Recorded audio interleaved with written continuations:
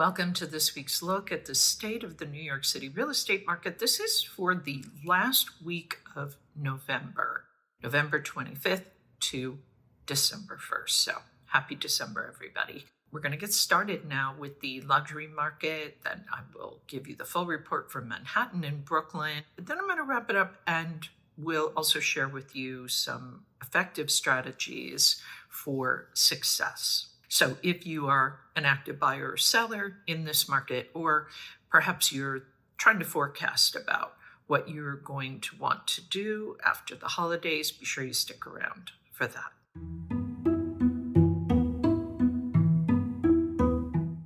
Okay, there were 19 contracts signed in the luxury market. That is 3 fewer than the previous week. The number one contract was 52E at 50 West 66th Street. It was asking $54.5 million. It is a little over 6,900 square feet. It is new construction. It is a condo, 5 bedrooms, 5 bathrooms, and 2 powder rooms. It has a 56-foot great room with 14-foot ceilings that face Central Park, and it is flanked by 2 loggias. The amenities in this 122-unit new condominium building include doorman, fitness center, indoor lap pool, an outdoor saltwater pool and jacuzzi, basketball and pickleball courts, screening room, game room, bike room, and my favorite, dog washing facility. It should be noted that this building contract activity in the luxury market has taken the number 1 or number 2 spots 6 times this year. The number 2 contract was 2B at 140 Franklin Street. It was asking just under $17 million, reduced from $17.5 million when it was listed a year ago. This is an almost 6,200 square foot condo. It is a loft. It has 6 bedrooms, 4.5 bathrooms, and a library. An eat-in kitchen opens onto a 68-foot great room with a fireplace and 12-foot ceilings. Amenities in this much smaller 14-unit building include 24-hour doorman and resident super. The total weekly asking price sales volume for last week, $197,205,000. Average asking price, $10,379,211. Median asking price, $6,950,000. Average discount from original ask to last asking price, 5%. Average days on market, 613. Okay, that is it for the luxury market. We saw a little bit of a slowdown there in terms of contract activity, but overall the luxury market this year has performed very, very well and continues to be fairly strong in terms of contract activity. If you have any questions about the luxury market, post them below or reach out to me directly at Sotheby's. We're going to move on now, take a look at what's happening in Manhattan and Brooklyn. And then, as I said, I'm going to wrap this up. I'm going to share some additional information with you as well, and then give you my recommendations for success.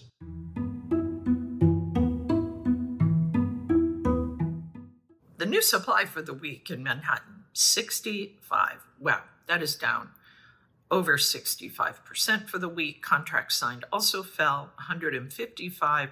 That's down almost 33% for the week. Off market down also almost 10%, 132. If we look at the monthly stats, the supply overall down over 49%, 789 properties came on the market in the last 30 days.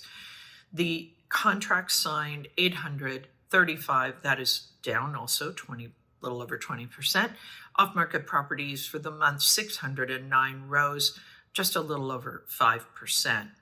We continue to see in this market pulse that the market in Manhattan has stayed relatively neutral, a kind of balanced between a seller's market and a buyer's market. It is up almost 4% from last year, so I think that is very good news. If we look at the liquidity pace chart, this 30-day moving window of contracts signed, 835 for the last 30 days, that is down a little over 20% from last month. However, it is up 23% from last year. As I said, I am going to share some additional information with you about both the Manhattan and the Brooklyn markets at the end of this report. But for the moment, We're going to shift now, and we're going to take a look at what has been happening in Brooklyn over the last week.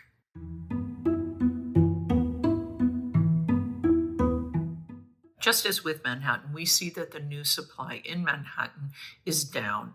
Only 71 properties came on the market. That is down a little over 40%. Contracts signed down almost 36% at 83, and the off-market properties down a little over 19% at 55.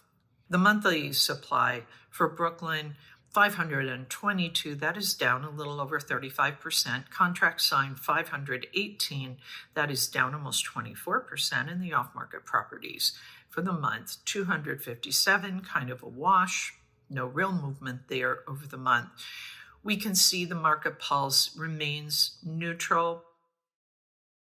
It is up 2% or so from last year and down almost 2% from last month. The liquidity pace chart, 518 properties went into contract over the last 30 days. That is up a little over 9% for the year.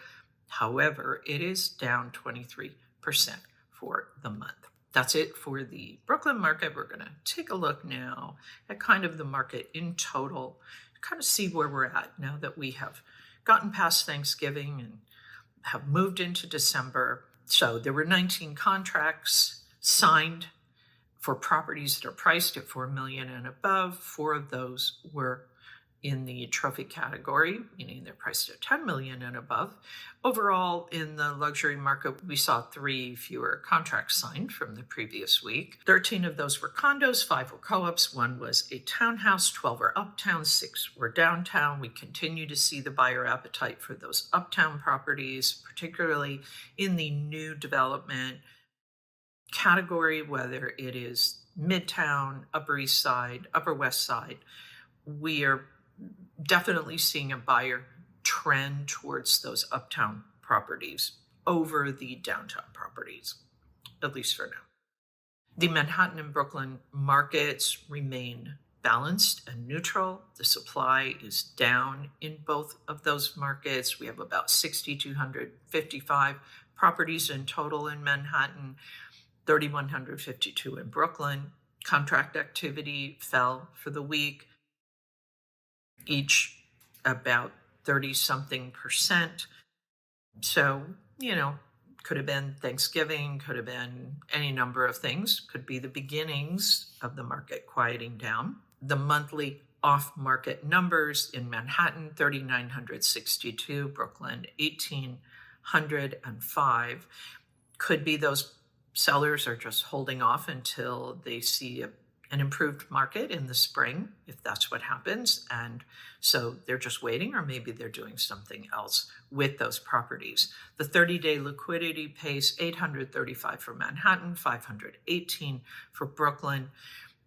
These are down a little bit since last month, but they are up for the year. What does this mean, right? So I'm going to share this climate index chart with you. So if you're a seller, you can see that we've had a little bit of a pullback in terms of the market conditions. So be paying attention to that. It could be an indicator of the market overall beginning to kind of slow down, as it historically would this time of year. But also take heart. We are up 60% from last year. So if you are a seller or you're thinking about selling, this could begin to be a little bit of an improved listing climate for you. Brooklyn numbers are a little bit different. We're down about the same percentage for the month, and we're up about 9.5% for the year. So not as dramatic a change as we saw in Manhattan for the year. However, still good, and it should be good news, relatively speaking, for sellers. That being said, do watch your asking price. We are still in what could easily be described as challenging times in terms of the market conditions. So be sure you don't get too ambitious with your asking price. Also, as you've heard me say, it depends on the property type, condo versus co-op, also condition, and obviously at the end of the day location. As I've mentioned, historically, we are moving into what would normally be a kind of a quiet period, December, January, but that doesn't mean it's necessarily going to be true this year. If it is true, then if you're thinking about selling, then you're going to want to kind of plan on end of February, early March. But do keep an eye and do continue to tune into these reports so you can determine whether this market is holding steady and you want to just go ahead and get started a little earlier listing your property because there are buyers out there. I guess it remains to be seen. One last thought on that. If you are on the market and you decide you want to stay on the market through December, January, February, because you really want to get your deal done, then you should be looking at your asking price, making any adjustments there that you need to be making, and pay attention to the feedback that you're getting from the buyers that are coming to look at your property and try to address those so that you can get your deal done. Buyers, as I've said, the supply is dwindling. This is likely it for new supply until the spring market kicks in. In terms of your opportunities, look to those properties that have been on the market for at least 170 days, possibly had price reductions. Also look at those properties that are unrenovated. If we go through this kind of off-market period, as we typically would, historically speaking, you will likely see some other opportunities present themselves there as well. So that is it for this week's look at the state of the New York City real estate market. As always, my thanks to the Olshan Luxury Report and to Urban Digs. The work they do helps me to help you to make great decisions. I'll be back next week with the very latest news on what's happening in the New York City real estate market. In the meantime, take care.